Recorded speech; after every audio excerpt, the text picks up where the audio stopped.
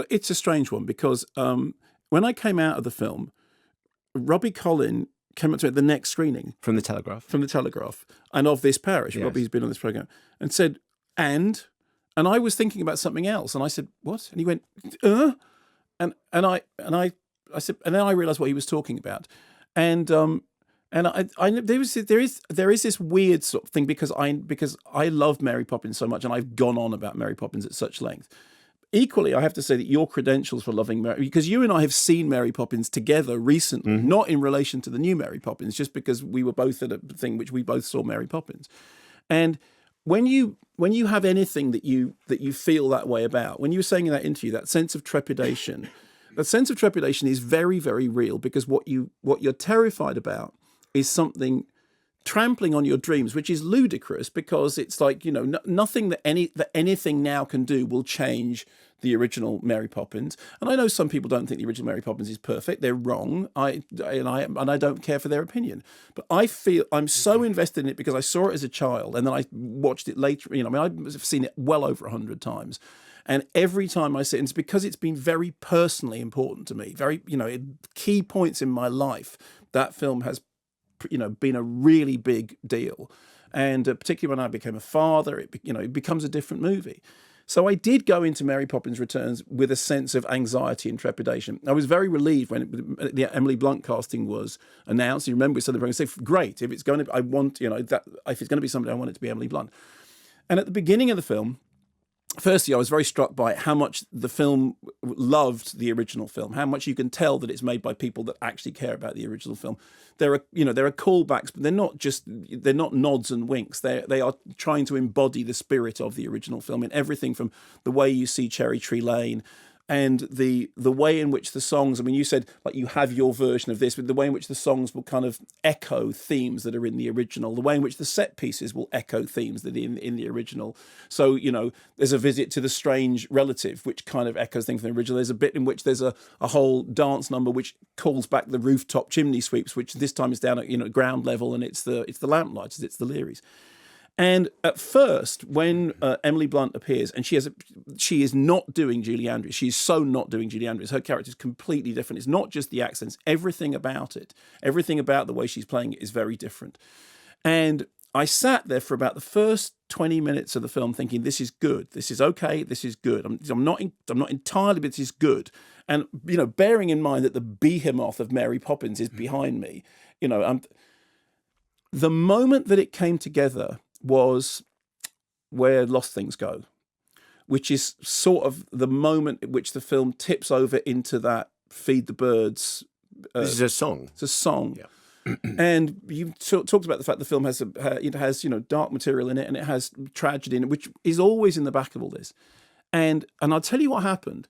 I was sitting there watching it, thinking, "Okay, I'm fine. This is okay. This is fine." And as I said, this is a very personal thing for me. Thinking this is fine. This is all right. This hasn't done anything that I don't want it to do. I'm not entirely in there, but I'm okay. I'm fine. And then I suddenly noticed I was crying, and I genuinely hadn't noticed that it was happening until it was happening. And this is unusual for me because I have a big thing about. Films are always looked down on if they provoke physical responses, if they make you laugh, if they make you jump, if they make you cry. Oh, well, that's, it's kind of, that's sentimental or a shock or whatever. But I think that films that can do that work on an emotional level, are doing something that I think approaches greatness. I like a good cry in a film. It's not just to do with. And I suddenly thought, oh my word, I'm back. I'm back in that moment. And the relief. The sense of relief. Up until that moment, if you were in a different screening to me, but I was sitting up in my chair like this, and after that, I could literally feel everything. And then I started to enjoy it, and then I started to think, okay, we're all right. We're safe. Now, I think that you felt that safety earlier than I did. I think earlier on in the film, you thought it's okay, we're fine, but it was up until that moment for me. I was, palm sweating anxiety about whether or not this was going to be okay. And after that, I thought, and then I started to allow the film to be itself. And I think that there are certain things that I have tiny quibbles about. And when you said practically perfect in every way, my feeling, it's not practically perfect, but it doesn't matter.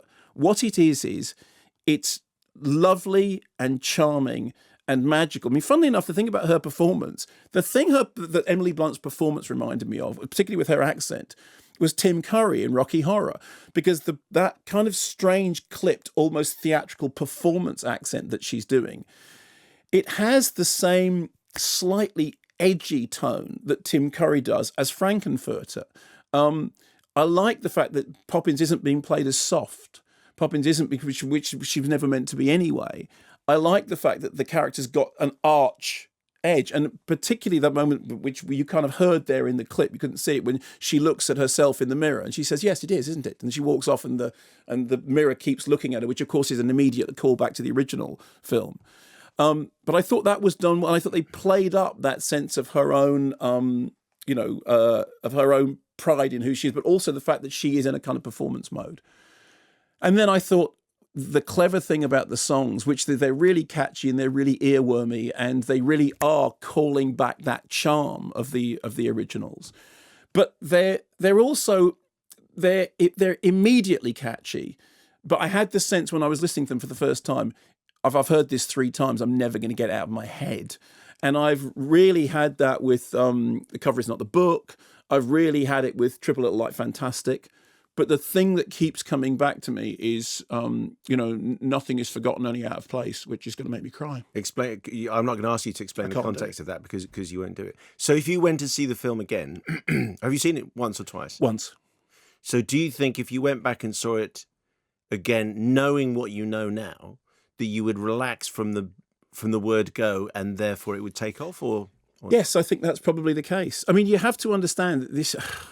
I sound like I'm over-egging this. This is a big deal for me, and I like it very, very much.